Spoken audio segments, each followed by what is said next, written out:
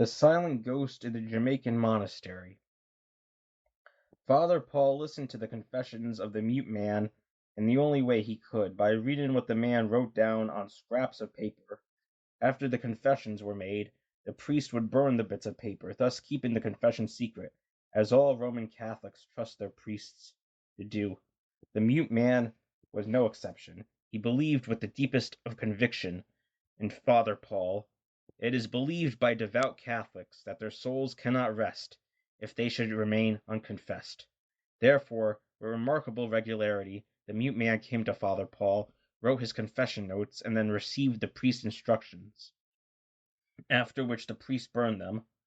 One day Father Paul missed the mute man who had come to see him so faithfully down through the years. As time went by, the good father made inquiries and was dismayed to learn that the man had died.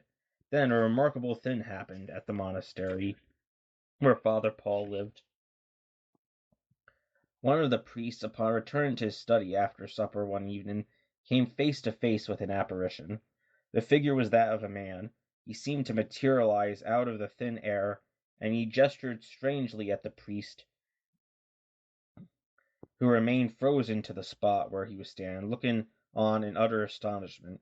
The priest then ran to tell the others in the monastery what he had seen, but when they returned to the place where the visitation had occurred, nothing was there. During the next few months, the apparition was seen again and again by the brothers, who did not know what to make of it. Father Paul was in the corridor with another priest one day, when they rounded a turn and came upon the unearthly visitor. "There!" cried the priest with Father Paul. "Now do you believe me? We all can't be imagining this." Father Paul stared at the spectre. He peered intently at the glowing, somewhat transparent form, sensing something familiar about it, something that made him feel he knew the apparition. Suddenly he recognized it. The ethereal shape at which they were staring was the spirit of the deaf-mute, the man who had confessed his sins on bits of paper. The Holy Father spoke gently. "What is it you want?" The spectre seemed highly excited that at long last he had come upon Father Paul.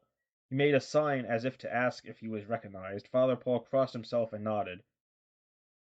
With that the apparition beckoned to him, pointing in a direction that led down the corridor. Father Paul and his companion exchanged puzzled glances, and trudged after the apparition, which was then floating in midair, directing them to a long corridor that turned off to the right. At last the spectre stopped. He pointed to a niche in the stone wall and gestured excitedly. Father Paul muttered a prayer and said aloud, "Yes, yes, I understand you. Go now, and may God be with you." With those words the image vanished. Father Paul went up to the niche, which was where he kept his prayer book, reached inside, and withdrew his missal. Without opening it, he clutched it to the breast and walked toward the cloister, where several of the brothers were standing around a fire, burning leaves. The priest beside Father Paul looked on as he paused and signaled for the others to draw back from the fire. Then Father Paul went up to the fire and carefully placed the missal in the flames. As the smoke curled upwards into the Jamaican night, the brothers glimpsed what was their last view of the silent spectre that had visited them so often during the past months. For a brief moment the spectre seemed to hover in the smoke, and then he was gone. They knew what had happened. Father Paul had once accidentally slipped into his missal one of the notes which the mute had given him during confession. As long as that note remained for other eyes to read, the danger existed that some mortal man might know his sins. There was only one way to rectify the error, of course, and that was to burn the missal containing the note.